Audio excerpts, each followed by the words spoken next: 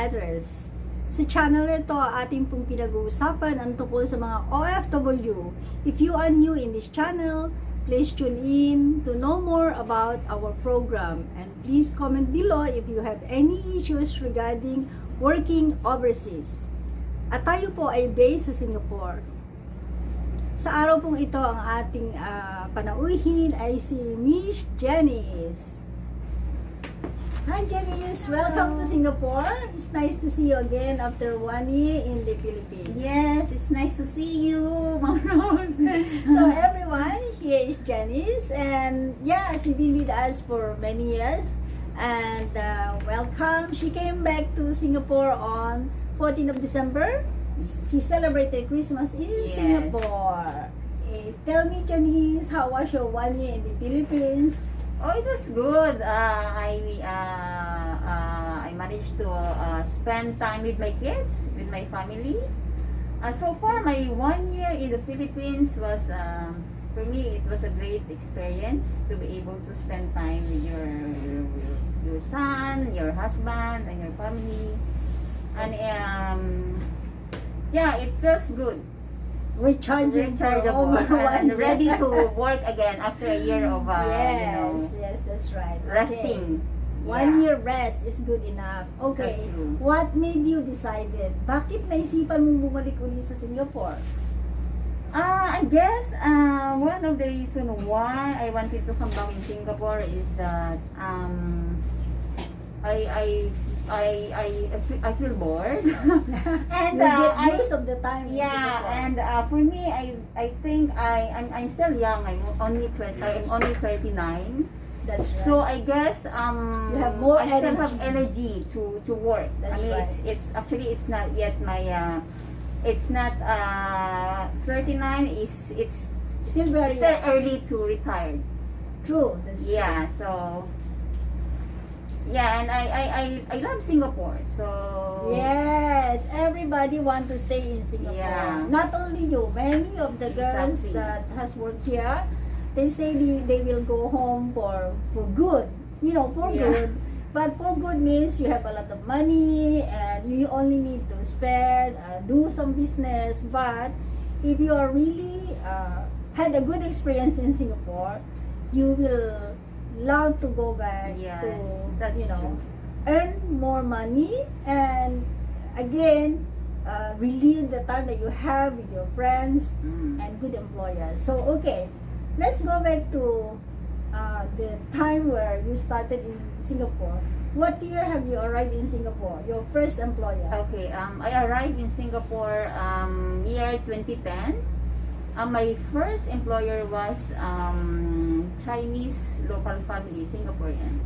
I worked for them for 3 years with two teenage boy, age 15 and 18. Okay. And my second employer was a local Singaporean family as well. I worked for them for 2 years with a 1-month-old boy and a 3-year-old boy. So they're two young kids. All right. Yeah, and then after you completed your my contract, I moved to I worked to German family for just a couple of months because they went back to Germany. And then after that, with my fourth employer, I worked for almost 6 years. Wow, that's long. Yes, 6 years. 6 years. They were Irish and Swiss family with two young girls, age 8 and 7 when I started working with them. All right. Okay, I have a question here prepared for you. What were your major adjustment when you moved from local family to expatriate? With the expat family, yeah, for me there's a quite difference because with expat, like you have freedom, and let's say the higher salary is a bit higher, and It's not a bit, it's really high. yeah, But and of course, when you have a higher salary, it means your job scope and responsibilities is It's- greater yes, yeah. than where you have a little salary to big salary. Exactly. Can Yeah. you tell us about that? As what is your daily routine in your expatriate family? Okay. First, when I wake up in the morning. I wake up around 6 in the morning. I wake up the kids, prepare their breakfast, and then help them change. And then around 7 in the morning, I bring them down for the bus to pick them up. Then after that, since I have a dog, I have a Labrador dog. I walk him for about 45 to 1 hour. And then when I come back around 8 in the morning, when my employer is awake, I prepare whatever breakfast they want to eat. Mm-hmm. And then usually they wake up around 9 in the morning. So by that time they left the house, maybe around roughly 9:30 to 10. And so when they are gone for work, that's the time that I started my daily routine, my work, like cleaning the house and stuff like that. And then since I work in a condo, it's not that big place to to clean. It's not so difficult to clean. Mm-hmm. And then around 1 in the afternoon, after I eat my lunch, I shower and stuff, I do my ironing. Okay. 1 until 3. So by that time, at least I ironed quite a lot already. That's the time that Cocos, the youngest one, and that's the time that she arrived. I pick her up downstairs, and then when she come up, I prepare her snacks and let her rest for a bit. And then after a while, when she wanted to go down to the pool to swim or to go to the playground, and if she has some activities, then I have time to bring her there. Okay, so you're And then- really hands-on with the children. Yes, I am. You are the one who is managing if they have activities, like they have a play school, you Yes. take them to the play school. Preschool, yeah. And doctor's appointment and stuff like that. Mm. I am the one who bring them, and they have a dentist appointment. Since my employer is busy, they are both of them is working employer, so it's like it's me who done everything for the kids. Oh, personally whenever, bring personally, them? yeah. All right. Whenever the things that I need to do for the kids, it's yourself. me. It's my All yeah, right. yeah. Okay. Did you have any experience where your employer is overseas and the kids were with you? Yes, most of the time. For how long? The The longest longest time? is 2 weeks. Okay. 2 weeks. Yeah. So, when they are away, they will be calling you to check on the kids, yes. making calls. Okay, Yeah. all right. So that is the difference. I believe that is the major difference of working with Singaporean family, the local True. family, to Yeah, expatriate, that's because true. I Trust now. believe They that. really give you trust. Okay, Yeah. yeah, that's true. And also, when they hand over to you the job, it is understood already that all those schedule has to be in your hands as well. That's true. Unlike for the local family, they are you are kind of like a helper, wherein you only help on the household chores, help to cook, help a little with the children. But with the expatriate, it is more on responsibilities, going to see the doctor, Yeah. because they are busy. That's true. And furthermore, they really trust that you can do the job. Yeah. So I think this explains why the salary given by the expatriate are higher, because you have more than responsibilities. Yeah, and yeah. True. So, okay, can you share with us these is important points with other listeners, the viewers who want to work for expatriate? What are the things they should prepare themselves? It's something like, what is your kind of attitude or work ethics that you applied to this expatriate family? What is the exact work ethics or attitude they are looking for? Because for me, I'm a